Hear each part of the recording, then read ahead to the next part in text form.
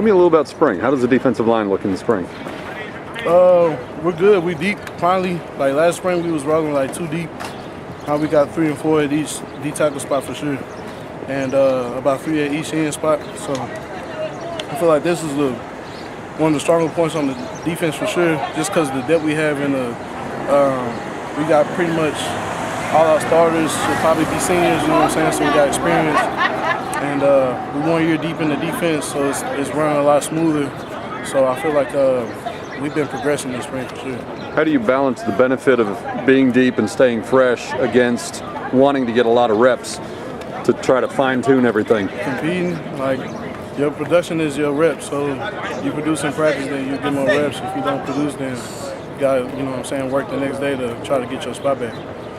It's pretty fluid, like as far as the lineup is right now. We don't really have any for sure starters. It's all based off, at least for D tackles, the production that you had in the previous practice. You're now one of the old men on the defensive line. Do you take on more of a communication and coaching kind of role with some of the young guys?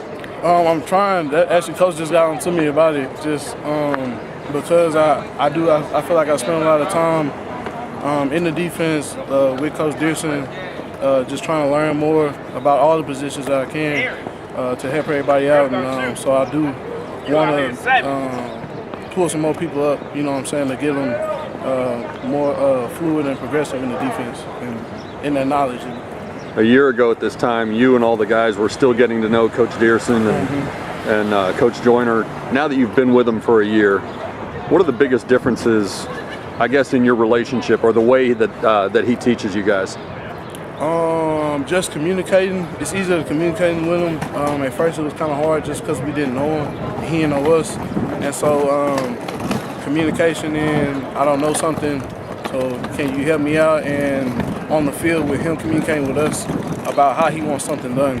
And he knows different people's personality. He knows how different people take stuff. So he kind of, not too much, but adjust the way that he talks to somebody. As far as like he might talk to me one way and Dimmick another way, you know what I'm saying? Like he knows how to get his point across to different people. All right, you talked about the depth that you guys have, and obviously you and Pono and Demrick have been there for a little while, but there are several young guys. Terrence Newman, Harrison Lovelace, Darren Brown. Who's caught your eye? Who impresses you among the next generation? Really all of them. Really, DB's progressed a lot. T. New came in last year and played, obviously. So like he's been, you know what I'm saying, been ready. But DB has progressed a lot this season. I mean, this spring, Harry's come along. Like Harry's been progressing since Coach Dixon got here. So really, all of them been taking positive steps forward. What about the new guys? You have Jacob Pugh and Will Jones. How are they coming along? Since it's about week 4 now, like they're getting the defense better. That's the whole deal. Like they got the talent and the want to and all that. They just got to get used to the defense. It's some different terminology and things that they weren't, used to. Talking last week with a couple of the offensive linemen, they were talking about how, especially the interior guys, the guards and the center, have to be able to play multiple positions. So they're moving around, and you get to go against them every day in practice. I guess Hayden Howerton may be a known commodity over there, but who's impressed you on the offensive line, the guys that you go against in practice? Man, really, they really, no joke, they all been solid. I know KD switched to tackle, and he's been looking good at tackle. Like, he's been starting the whole spring. Hayden, like you said, like Hayden was playing guard last week, and he looked good. And Alon was playing center. Nick been holding down the guard spot. So, like, they all been doing pretty solid. I know Big Ken is trying to find his way, you know what I'm saying, with switching from D-line to O-line, like just the technique and stuff. But they all been solid. So Ken and Pat went over to offense now. Is it weird to see them across from you rather than having them in the same room with you? Yeah, it's weirder. It's weirder, especially for Big Ken, because he was he's been going through all the spring with D-line, and like literally like the week before spring ball started, he switched. So like it's funny, like I always just mess with him about being O-lineman.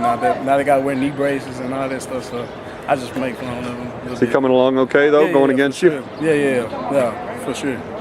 They both of them, like they said, it's just we were actually talking last week, and they was just saying like the technique, like it's just different than D-line. You know what I'm saying? So they just saying that their coach, what's his name, Richter, AJ Ricker? Yeah, Ricker.